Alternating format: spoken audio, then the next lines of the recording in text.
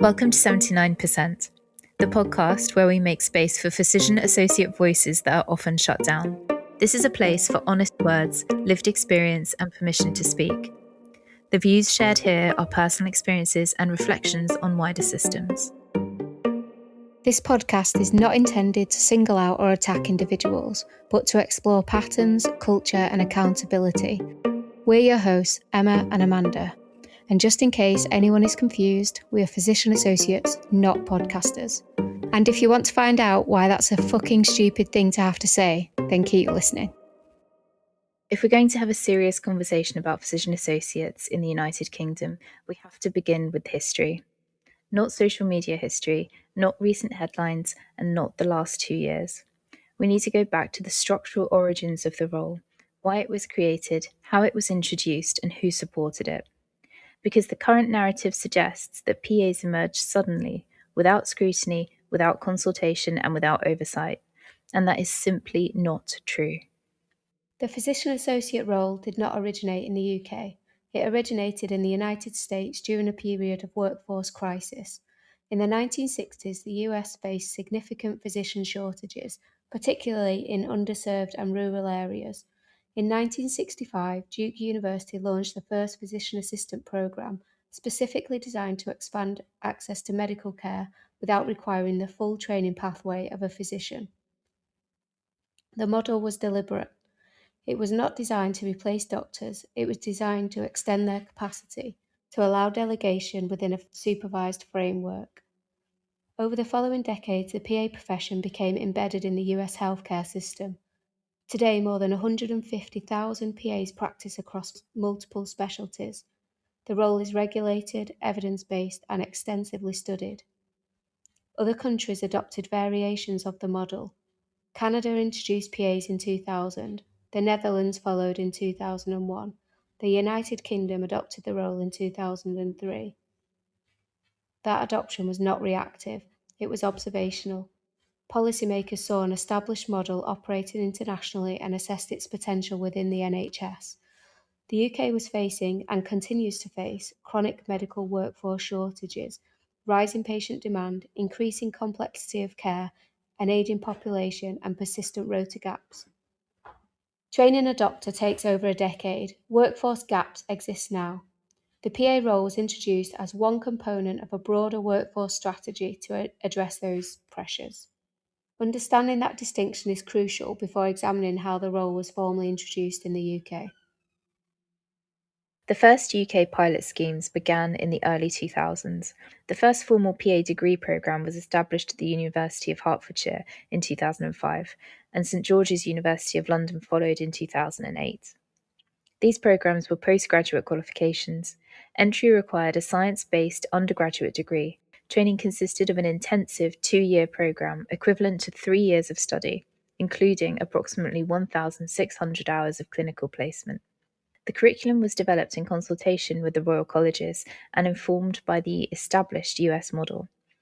From the outset, PAs were intended to work within the medical model, taking histories, performing examinations, formulating differential diagnoses, developing management plans, and delivering care under the supervision of a named senior doctor. They were not granted independent prescribing rights. They could not independently request ionizing radiation due to not being regulated at the time. They were designed to operate within a defined supervisory structure. In 2016, a voluntary managed register was introduced by the Faculty of Physician Associates to provide oversight and governance. For nearly 2 decades, the development of PAs was incremental and policy-led. Consecutive governments, NHS England and Royal Colleges supported expansion as part of workforce planning. In 2023, the NHS Long-Term Workforce Plan set a target of 10,000 PAs by 2036-37. That plan was published publicly. It formed part of a long-term attempt to address structural shortages in general practice and hospital medicine. By July 2025, there were approximately 3,500 full-time equivalent PAs working in the NHS. 3,500 clinicians across primary and secondary care. Not thousands of autonomous practitioners replacing consultants, not an uncontrolled influx, a gradual, policy-supported workforce expansion. people whose jobs clearly do have some overlap with doctors, but they do not cost as much as doctors. The question then becomes, what did the evidence say about how this role was functioning in practice? Until very recently, there was broad institutional support for the PA role. In November 2023, Health Education England wrote to the British Medical Association, stating that evidence showed PAs were safe, increased the breadth and flexibility of teams, positively contributed to patient experience and flow, and reduced workload pressure on other clinicians. A 2025 systematic review conducted by researchers from Queen Mary University of London examined the impact of PAs in UK primary care. Across 16 studies, when consultations were objectively reviewed, no safety concerns were identified. Reconsultation rates were comparable to those of GPs, patient satisfaction was high, clinical documentation was found to be systematic and safe. This does not mean the role was perfect, but no clinical role is. But it does mean that at an institutional level, the profession was not considered inherently unsafe. Even the 2025 Leng Review, commissioned following intense lobbying and public controversy, concluded that there was no compelling case that PAs were unsafe or ineffective. That conclusion is significant because the current public discourse frequently suggests that PAs were expanding without evidence or scrutiny. The documented record does not support that claim. If the role had been functioning within defined parameters and under institutional support, the next logical step was formal regulation.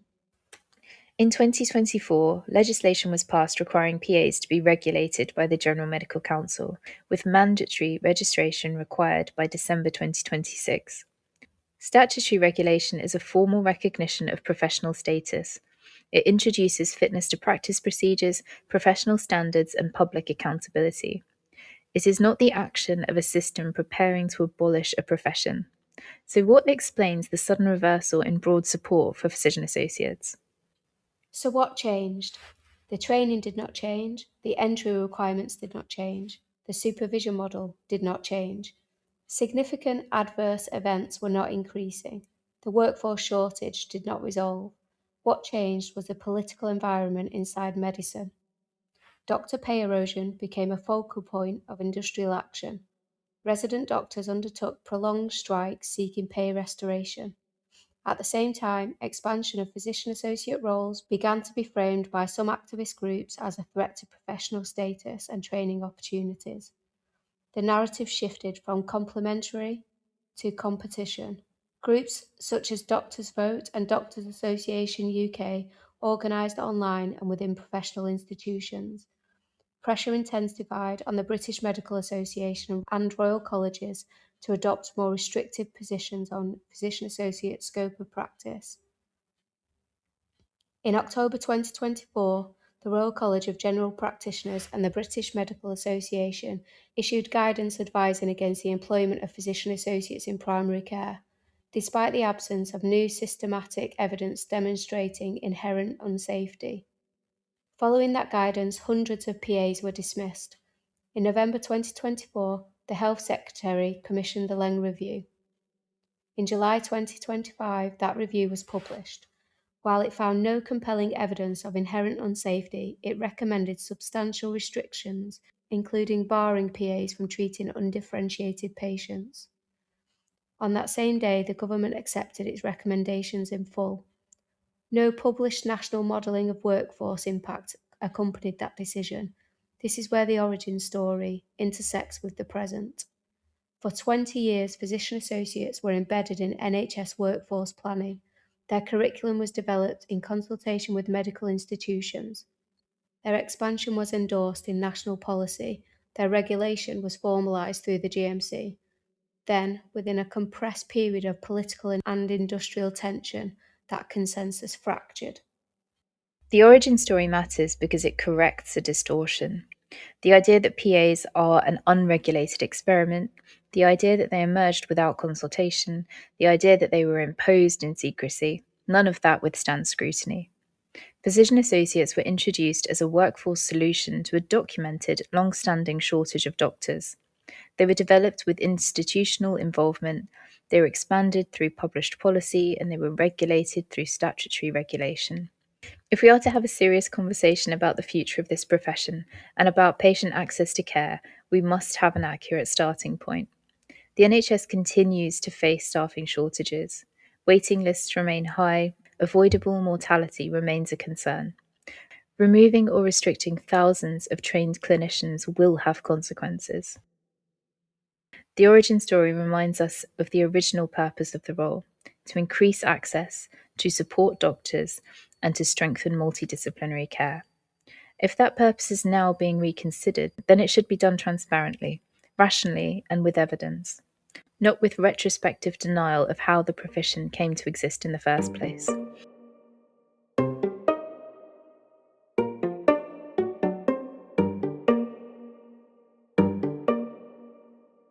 To help us explain the origin story, we're joined by someone who has been a clear and steady voice for PAs during one of the most difficult periods our profession has faced. She's the president of the College of Medical Associate Professionals, a physician associate herself, and someone who has consistently advocated for fairness, professionalism, and the future of PAs within the NHS. So, Alice Fitzpatrick, president of CMAPS, welcome to 79%. Hello, thank you very much. So, Alice, massive welcome. We're delighted to have you recording with us finally. You are a hard woman to pin down. I know, I'm sorry. Life's busy, man. Life's really busy. I know. You would be. Tell me about it. Yeah. Yeah. So, first off, please can you just tell us a bit about yourself and how you became involved in CMAPS? Yeah, of course. So I have been a physician associate now for just over 9 years. I did an undergraduate degree at Northumbria University and then went to the University of Birmingham on their PA course in 2015, and I can't believe that it's been so long. It's gone by in the blink of an eye. I can't believe that it's almost a decade that I've been a PA now. And I was a purely clinical PA, really, working initially started my career with acute medicine, respiratory medicine, and secondary care, and then moved to primary care 4 years ago, and it's absolutely the place for me. I love it. I absolutely love it. I love everything about primary care. And I kind of became involved with CMAPS, having been the first PA in my region and being part of the university and helping to expand the role and kind of develop it locally. I could see what was happening and how the difficulties that were happening with the FPA, and I'd always had it in my mind to aim for PA leadership. And I started as a board member for the Faculty of Physician Associates, elected in an election, of course. Otherwise, what else would it be? I was elected by my peers to represent them as part of the executive board. And then as CMAPS started to develop, or the idea for CMAPS, when we could see the future of what was happening for the FPA, when, I won't go into that right now, but there was lots of issues with the management of the FPA and how they were going to be able to really advocate for the profession. CMAPS was born. And I knew straight away that for me, being part of an independent faculty, independent managed college for PAs was exactly what I wanted to do. I wanted to be able to advocate for PAs, speak openly, and work alongside like-minded people who were PAs themselves or who were PA supporters and advocates to build something that will be there for our future. And I guess I stepped into a role and I've stuck around ever since. And I've kind of spent most of my waking hours over the last 2 years doing something for CMAPS or thinking about CMAPS. And the word CMAPS is etched onto my brain. Well, Alice, I'm sure it is. Yeah. And we appreciate all the effort that you guys over at CMAPS is putting in. Deeply, obviously we see a side to it that maybe other people don't. So we do appreciate you very much. I think it's important for us to have a college, something like CMAPS, that is independent, isn't it? I found that other previously things might have been a little bit restricted. So I think it's very important that we've got our own independent college. Yeah, and it didn't start So like yeah. that. It didn't start like that. The FPA was a fantastic evolution of the origin of a PA professional body in the UK, and Yeah. now CMAPS is the next version of that. It's like Doctor Who and all of his reincarnations, but hopefully we're not going to get so many. Um, Yeah. but it's just a natural evolution. And the bit about independence is really important because it means that we're not governed by somebody whose interests are not our own. It doesn't mean that we're not influenced or guided by anyone else. We absolutely are. But it's Yeah, that of course. it's that the focus of CMAPS is about, certainly the office of PAs is about physician associates working with patients as physician associates, and not having to balance the interests of another profession versus the interests of a really small group within a separate college. So I'm hopeful the design will work and is here to stay. Yeah, Absolutely. good. Me too. Me too. Yay! Question 2 then. So, if someone listening has only heard about physician associates through headlines or social media, what would you want them to understand about why the role was created in the first place? How did it come about? So for me, probably the most important thing is that everybody should understand that physician associates are not new.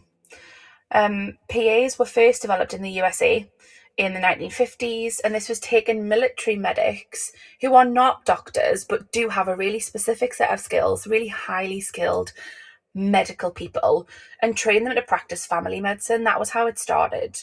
And that was what we would call general practice or primary care. So, actually, the role of a PA, while it is relatively new to the UK, and I'll come to that later, it's actually not a new role at all. It's 2026. That's what, 75 years, 76 years since the start of the PA role.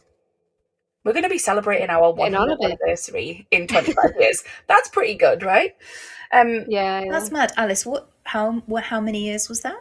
so it started in the 1950s. So if you Yeah. think that would be like almost 76 years that PAs have been in existence in the world. That is mad, Yeah. isn't Yeah, it? You're I insane. right. would never have thought that. And lots of people don't realise that, because I think we all look at what is around us and what we see in our direct environments, and we don't really always pay attention to how widespread the role actually is. And now in the UK, we've been around for 20 years at least. Yes, in very small numbers for the first 15 years, and I'm talking tens in for at least the first decade of PAs. And that was when the government brought over US trained PAs as part of a pilot scheme and helped them relocate to the UK, and said that role in the United States is working amazingly well. They were in their tens of thousands at this point. They said, come over to the UK. Can you help establish some programs, some higher education institutions for PAs? And can you help us start to get the ball rolling to have PAs in the NHS? Because we need them. Always need more people in the NHS. And if we can have people who otherwise have a science background and can develop a similar skill set to our medical colleagues, not the same, but it is similar, if we can get those people working clinically under the supervision of a senior doctor, like a consultant or a GP, then that's fantastic as the extension of the physician, complementary staff. That's what it was meant to do. Yeah. We're absolutely not a juvenile experiment, and I think, or it's not in its infancy. I think we've all probably been guilty of saying that before, that the PA role is in its infancy, but it's not. It just it's a still maybe a middle-aged creature, I would say. We're still I use really, really weird terms. I'm sorry, it's how my brain works. But it's small, but it's not completely new. And I think Yeah. that's really important to think about. And you mentioned about being kind of a bit shocked at how long the role's been around. Did you Yeah. know that there are 50 countries around the world that have PAs? I would never have said that. Yeah. If we had done a pop quiz of how many countries had PAs, I would definitely have said under 20, without doubt. But 50 Yeah, around me the too. world have PAs. Yeah, it's I think that crazy, you'd isn't come it? up with the obvious ones, wouldn't you? You'd be like, well, America, Canada. Yeah. And Genuinely, I'd probably get stuck then. yeah, genuinely before all of this like kicked off, I would have thought it's us in America and no one else have PAs. But we did. Just Kenya. I think I saw something about that the other day. Yeah, huge. So there are a lot of PAs in African countries. So places like Kenya, Uganda, South Africa, Zimbabwe in particularly, but also Southeast Asia. There's loads there as well. And then there's other ones that I was looking at today. So as close as the Netherlands have a body of PAs, and CMAPs have been in discussions with them, catching up, just maintaining our connections. The Republic of Ireland, but then you're right. There's obviously the USA and Canada, but equally Central and South America as well have physician associates. We might all go by very slightly different names, some like clinical officers, or medical officers or medical associates, but physician associate in the UK, and that's matching in the USA now as well. I thought that was really, really interesting. So I guess my point is that the role is already incredibly successful in those 50 countries around the world. It hasn't just been plucked out of thin air without doing some due diligence to prepare. And I think that's not always talked about, is it? I totally agree, and I'm pretty sure that medicine is not unique in having someone that works alongside Yeah. the kind of main professional, right? Loads of professions. I always think about like lawyers and paralegals, and that might not be That's entirely exactly what I was correct. thinking of. But yeah, I mean there are lots of professions where you have someone that works alongside. Mm. Yeah, And so often medicine's not unique. exactly, it's the extension of, isn't it? And Yeah, that, absolutely. and if I'm in contact with the president of GACOPA, the Global Association of Clinical Officers and Physician Associates, and he describes how he works, and he is leading on dermatology for his entire region. And we're talking about really big countries, so regional PAs are covering a huge volume of patients, and he is the extension of his dermatology consultant physician in the hospital.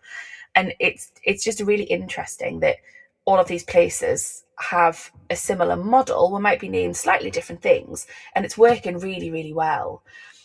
And I think the other thing that I want people to understand about PAs in the UK is that the curriculum, the assessment, how we're tested, the skills that we learn, and how we practice those skills, these things were all designed by people who either had experience of working with PAs in the USA, where it's incredibly successful, or by leaders, medical leaders, or doctors in the UK. And that was based on models that have worked for decades around the world. And we need to remember that our entire profession was created and designed and honed by our doctor colleagues. And I think that's really, really important. Alice, Yeah, I feel yeah. we could stop there, couldn't we? Yeah, I think that's one of the I've got best more. things you could I've got say. more. It's absolutely brilliant. I know. Fantastic. Yeah, I think this actually takes us quite nicely though into question 4, which is there's sometimes confusion about what PA training involves. Are you able to talk us through what those 2 years of training look like, the academic side, the clinical placements, and the national exam, and then how that prepares someone for practice? Yeah, definitely. And I think we have to forgive people who have a false perception of our training, because the way that it's been described in the media recently, it just isn't representative of what it actually is. And for me, the best people to hear about that are the people who have done the program and are working and training other students, other PAs, to do the same.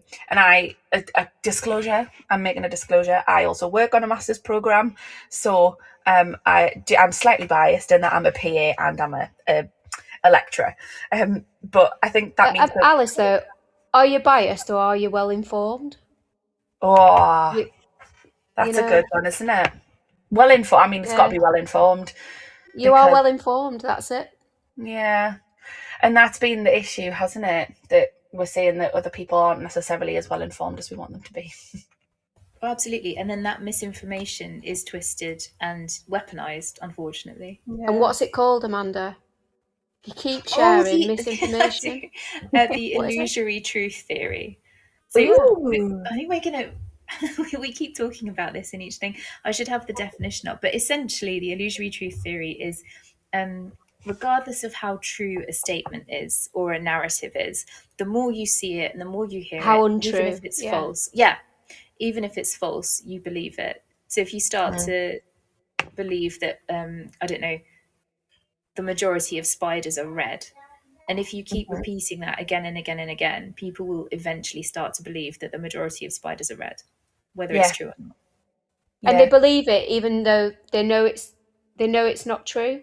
So they can know it's not true, but they become so convinced that they question their own knowledge. Absolutely, and And they that's can even be aware of the theory itself, like you just said, Emma. Do you know what I mean? So that they can be aware the statement's not true, but they can be aware that they can see this again and again and again, and still be persuaded by the narrative that they're being fed. And I bet there's a bit of like herd mentality in there as well. If everyone else around you is believing the same thing or telling you that the spiders are red, and they're saying, "Oh, I yeah. do believe the spiders are red, even though I've seen a brown one," you can Or you'll 9 brown ones compared to the one Yeah. red one I've seen. Yeah, you'll quite easily slip into believing it as well. Yeah. Interesting. Yeah. That's a bit creepy. isn't it? Yeah. Yeah. But it's if you think about the kind of things that we're seeing, that's exactly what's happening, isn't it? Mm, You yeah. know? So yeah, Yeah. sorry, let's go back to training. Let's stick on the topic. Yeah, so you're asking about PA training. Yeah. So physician associates are trained as postgraduates. So it is now, apart from a very few institutions, it's nearly always a master's. Some people might have a postgraduate diploma, but the vast majority of courses now, and there are, at last count, there were 36 accredited GMC courses, and I'll talk about that in a bit too. The vast majority of PA courses are postgraduate. There are one or two undergraduate courses which are much longer, and there was an apprenticeship course, but I don't believe that's currently still running, for various reasons. I think that happened before the last 2 year period. But the program itself is a master's, and it's ran over 2 calendar years for 46 weeks of study or placement per year. From a postgraduate perspective, all the students who get on the program, they will have a undergraduate degree in something that's appropriate. So it's not super prescriptive, but it has to be something that is relevant to physician associate studies. So, for example, that might be biomedical science.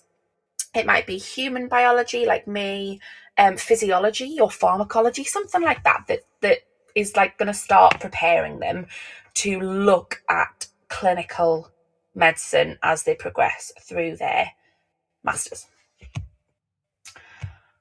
The programs themselves run for 2 years, and I'm coming back to this point because repetition is how we learn, and repeating the same thing over and over again, hopefully people will understand that it's 2 calendar years, not academic years.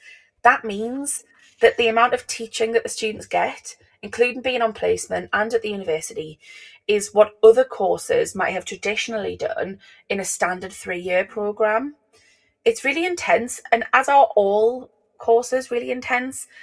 Undergraduate medicine is incredibly intense.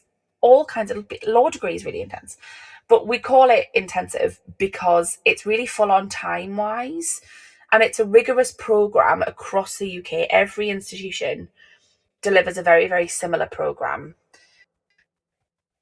The GMC, the General Medical Council, has spent the last 2 years reviewing all of those programs. So I mentioned earlier that there are 36 accredited GMC programs. That has been a huge piece of work, and I'm best leaving that to the GMC to describe to you what they've done.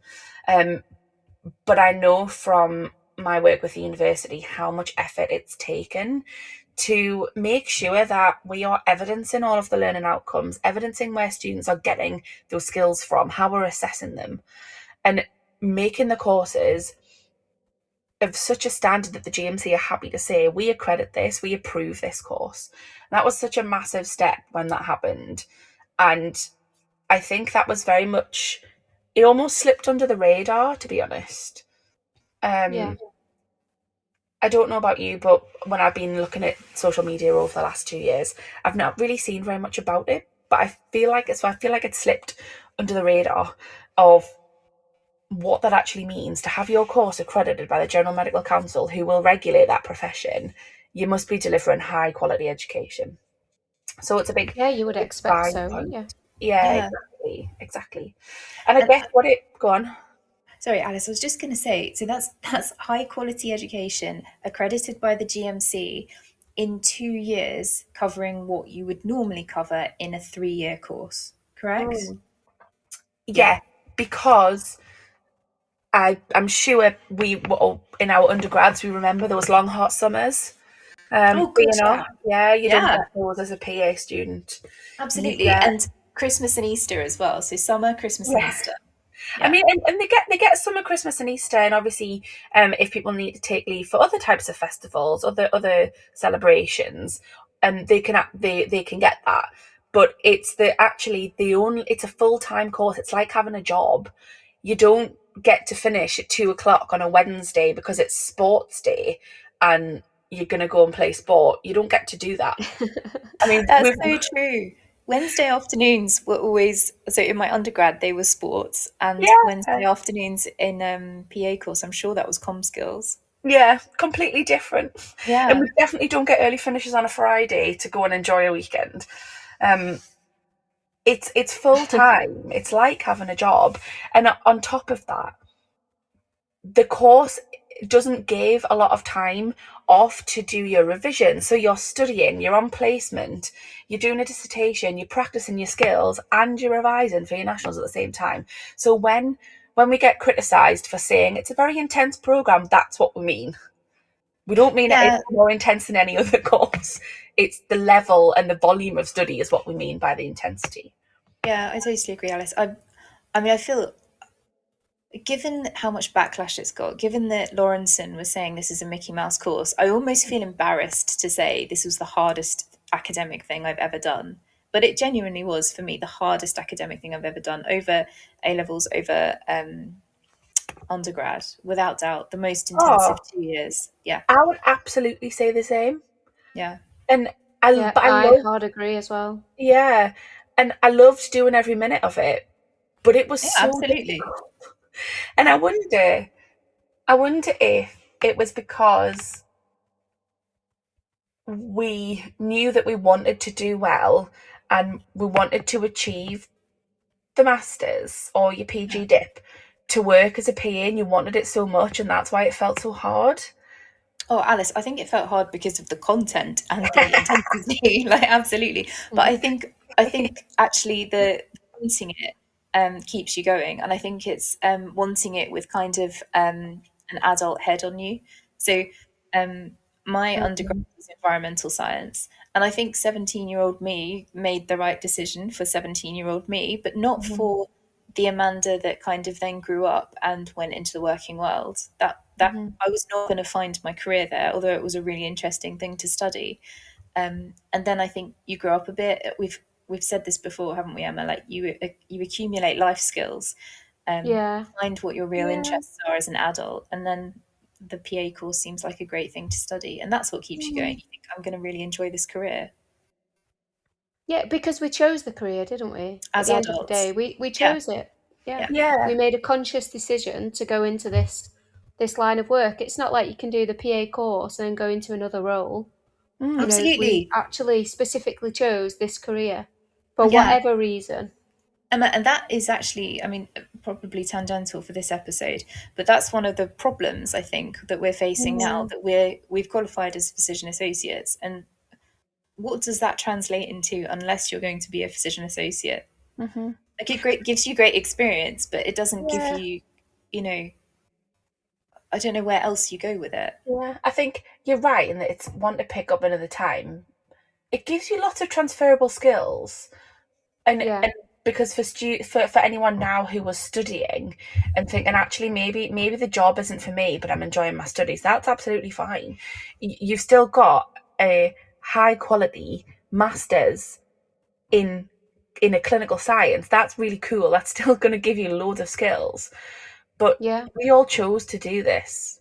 I chose to do PA studies because I wanted to be a PA. I didn't choose to do PA studies because I wanted to do, I don't know, teaching. I can't think of anything. Or that you weren't, or you didn't go into it because you weren't intelligent enough to be a doctor. to do medicine. Yeah. No. You know?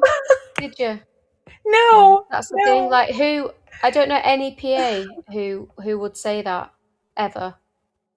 When I did my PA course, I had a 3-year-old. He was my youngest son. There's no way I could have gone into medicine and not know where I was going to be in the country, you know. But that's a problem with air training and the way that is set up. And I made the conscious decision to not go down that route. Yeah. But now it's because I'm not intelligent enough to be a doctor. Or is it that I'm wise enough to know that that wasn't for me, rather than get into it and then realise I've made a mistake and it's not manageable?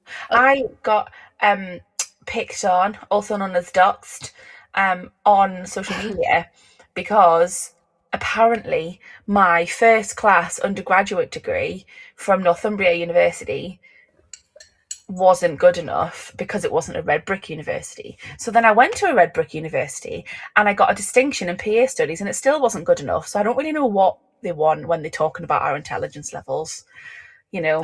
It's just that kind of snobbery that I cannot understand. You didn't go to a red brick university. Okay, fuck off. None of us became doctors either. It doesn't matter, does it? It doesn't fucking matter.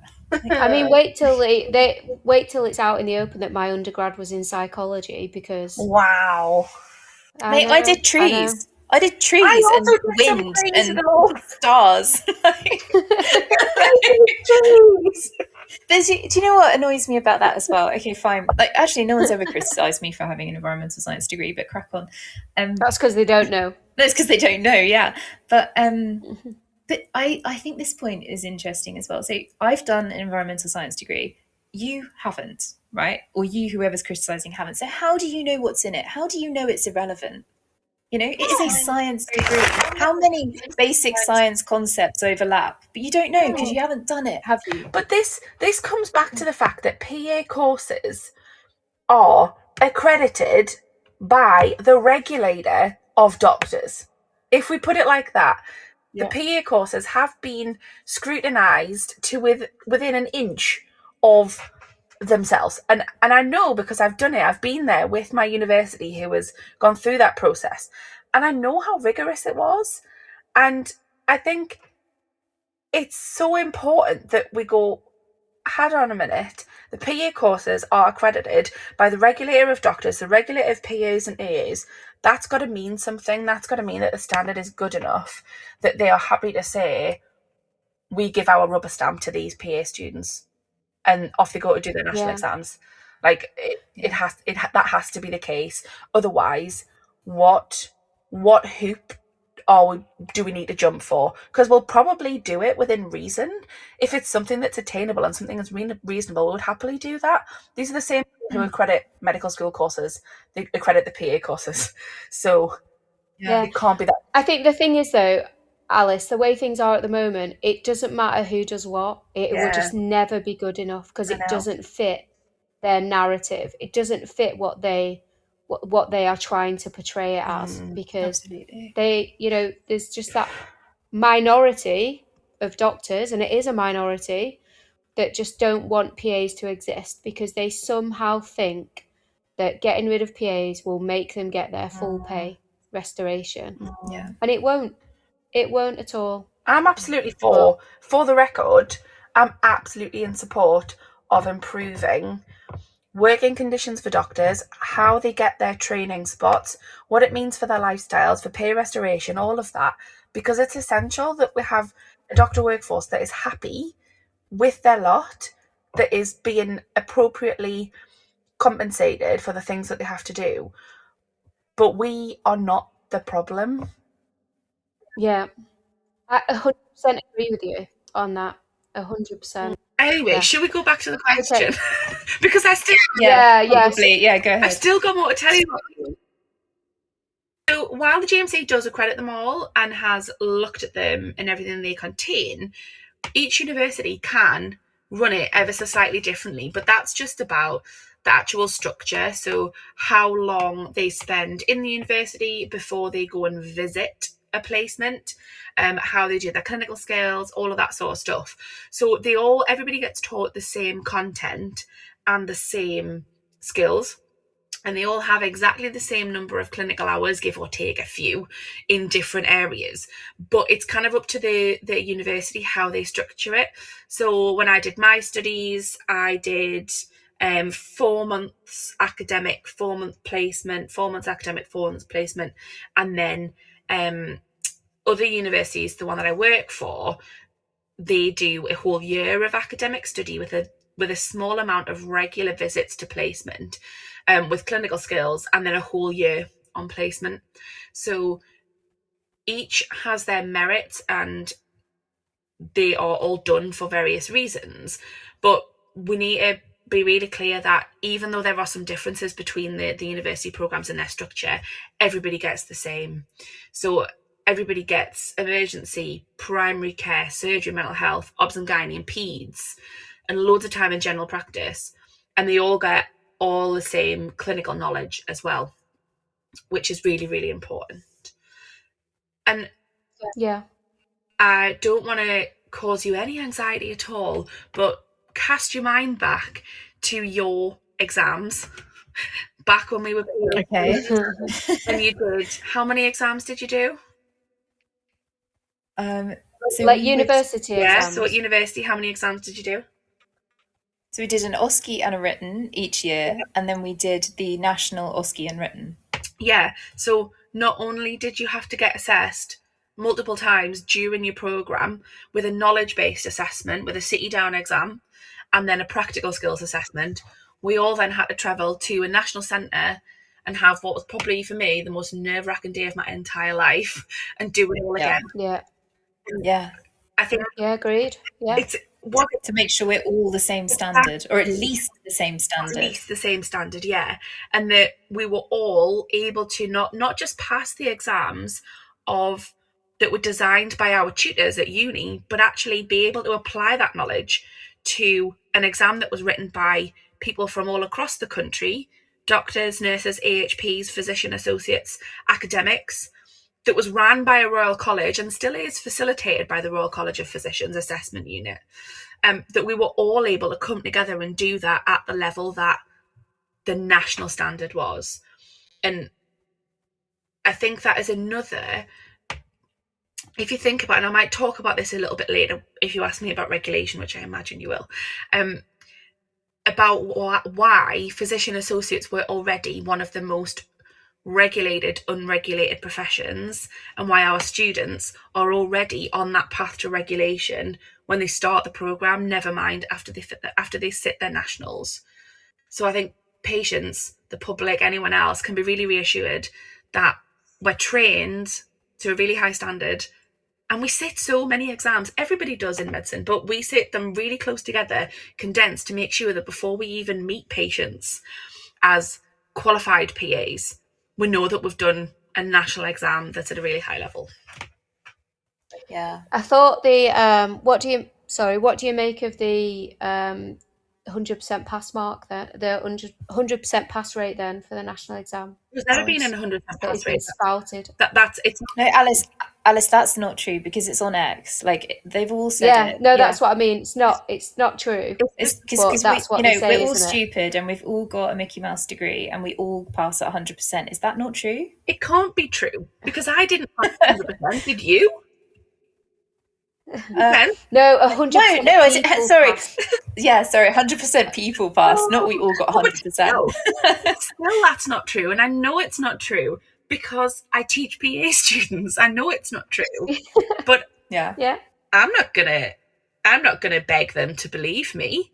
If they want to believe the false narrative that fits in with what they want the public to believe, because they've seen some questions that were removed from an exam, or that weren't even entered to an exam because they weren't appropriate, and because they've seen some exam questions that aren't realistic, then go ahead. Yeah. And guys, so on that point, is there a familiar website that you use to revise for the written? For me? For anyone? I used final year medical students Past medicine? on past medicine. Yeah, past medicine. Well, I set myself a target. I was like, if I can get 75% on past medicine, then I should hopefully pass the national exam. Fifth year medical final. So I set myself the target of hitting 75% on that at the end of my first year. Oh, well done, Emma. So I used to revise it a lot. Yeah, and it was good, wasn't it? I really enjoyed that website. That's the recommended revision website for Royal College exams. Things like the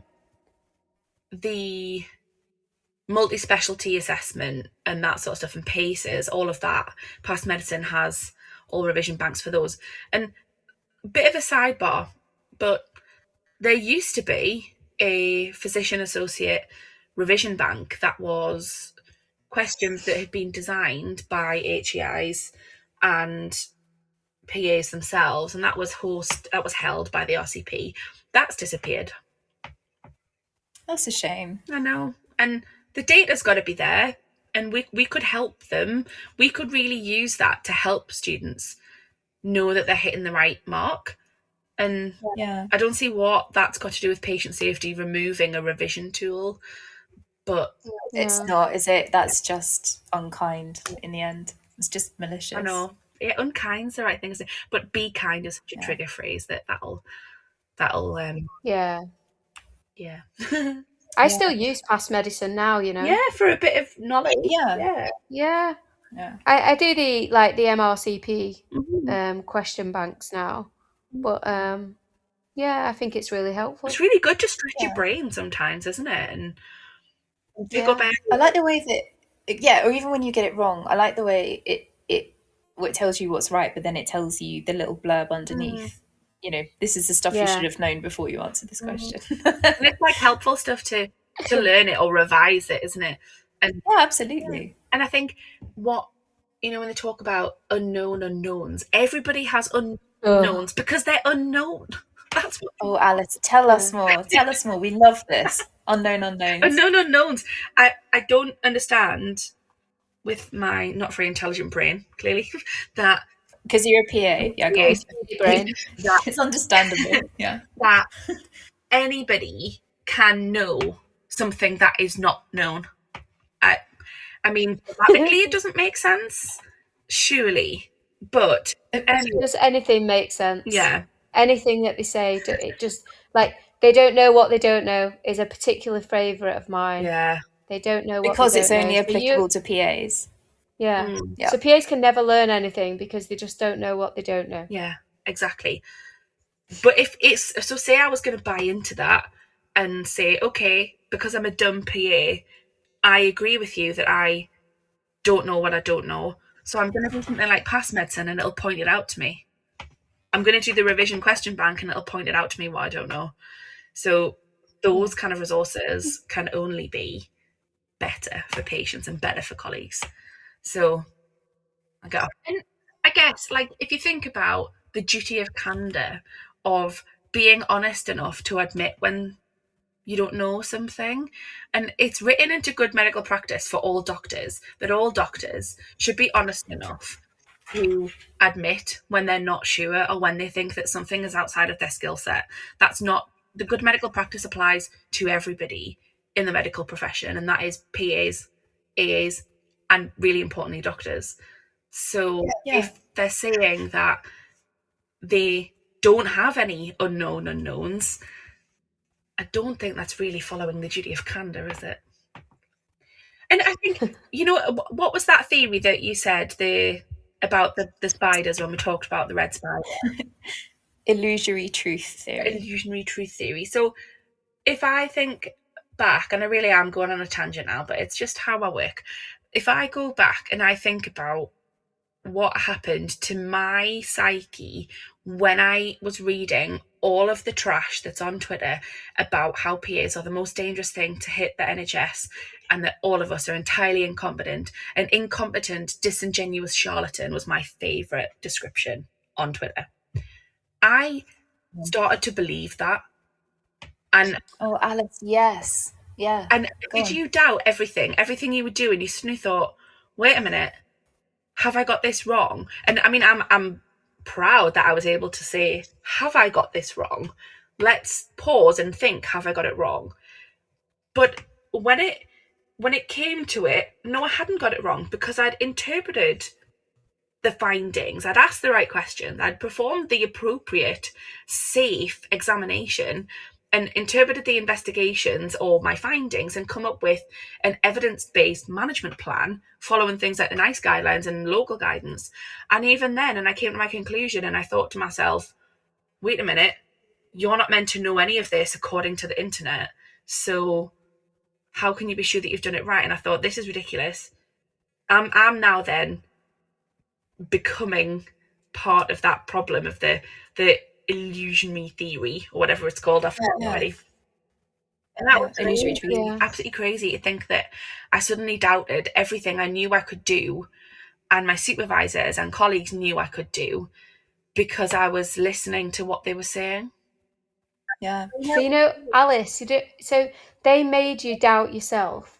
Can you see why now they've convinced some members of the public? Absolutely. Because we've studied hard, worked incredibly hard for years. Some of us for quite a few years, and they was able to convince us or make us doubt ourselves.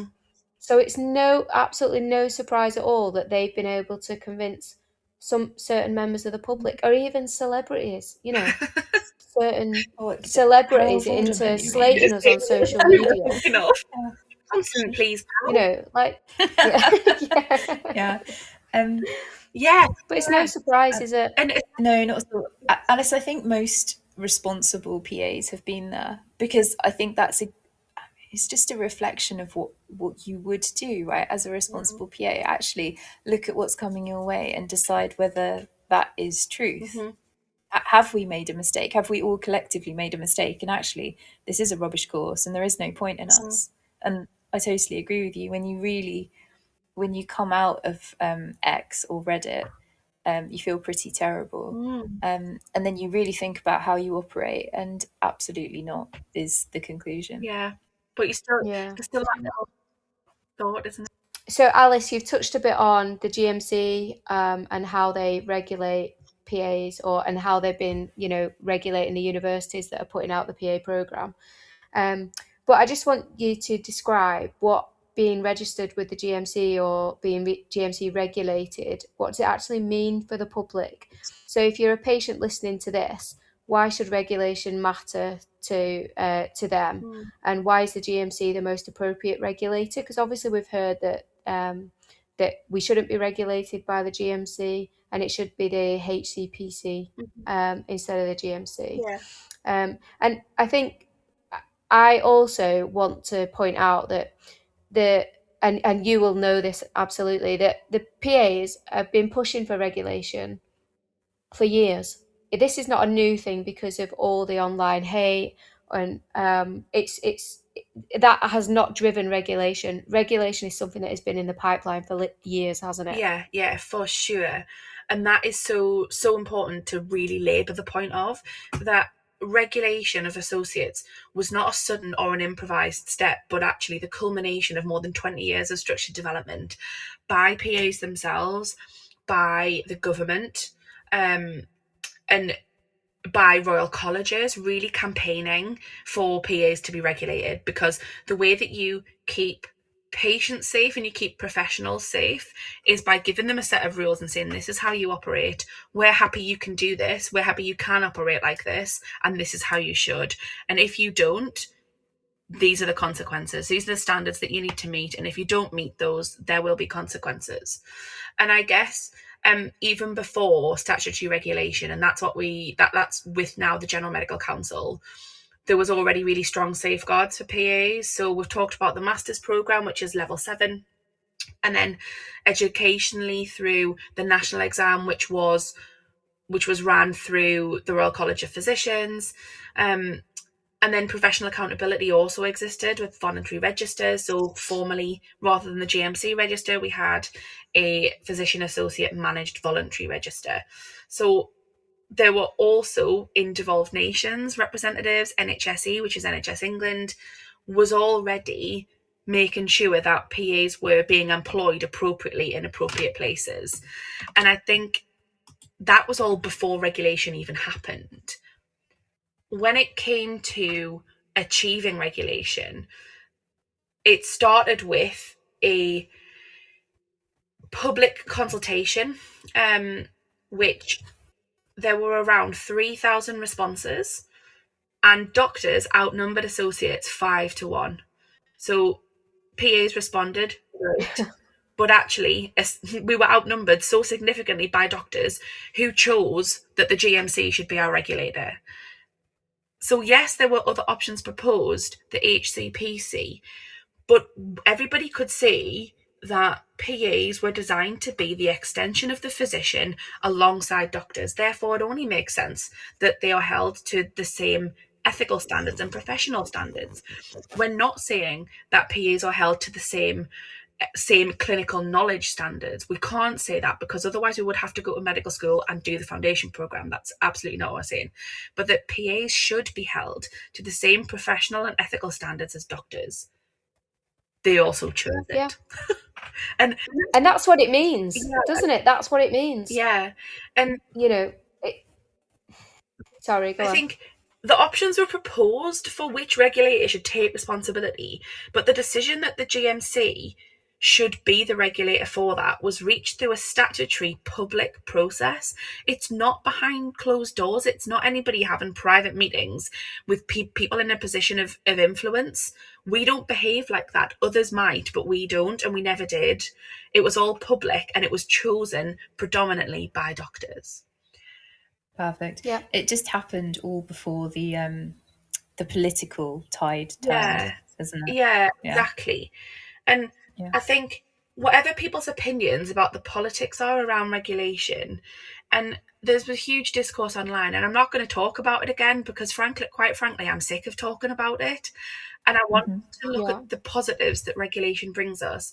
But whatever people's opinions are about the politics of it, the outcomes that PAs are regulated by the GMC, but whatever people's opinions are about how regulation came about, and that is, we know that it was the regulator for doctors, chosen by doctors, predominantly doctors, and it was a statutory public process that followed every step that you have to do for one of these things. That was achieved and completed.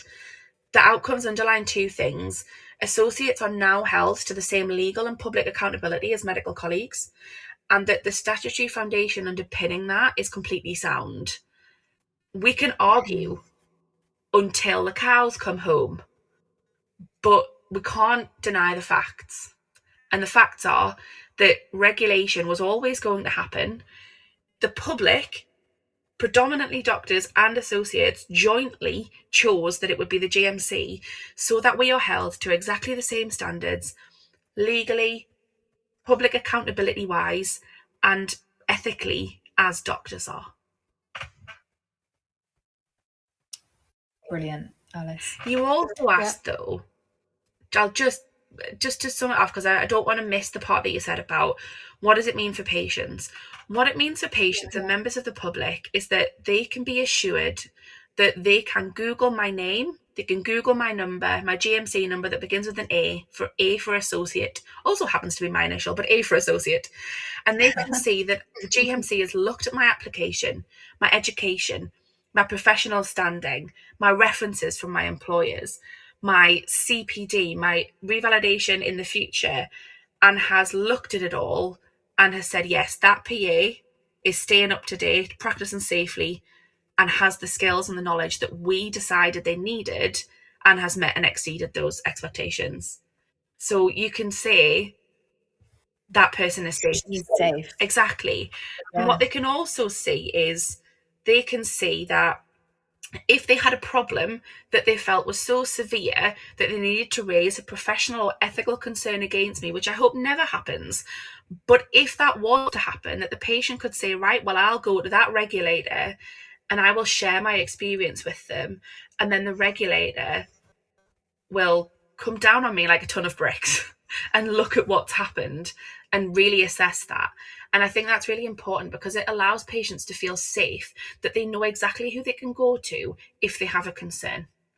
And that concern won't be brushed under the carpet, and you won't be brought back into the fold and said, we'll do some extra training. No, it won't be. It'll be looked at in detail to say, is that associate in the wrong? How are we going to rectify that? And I think for me, that's one of them. I really enjoy being regulated by the GMC. I find it protective because it's protective for patients. Therefore, I feel protected by it. If they feel like they know who they can go to speak to somebody about an associate, I think that's a really, really positive step. Yeah. If anything went wrong. Very good, Alice. Yeah. I think that was an incredible session, guys. Thank you. You've come on as a really balanced guest and you've said some really meaningful truths, like things that do support us and really back us up. And I can't wait to get those out there. So thank you so much. Yeah. I've really enjoyed it. I could talk about PAs for ages. Oh, you'll have to come back on. You'll have to come back on. This is one of the main things that I think the podcast is going to be positive for, is to remind PAs why we are worth having, why our contribution is meaningful, and why we should stick around for the future. Yeah, absolutely. And thank you. That describes why I do CMAPs and why I spend half my time doing CMAPs. Well, more than half my time, just because I want those PAs to know that they have worth. This is 79%. Thank you for listening.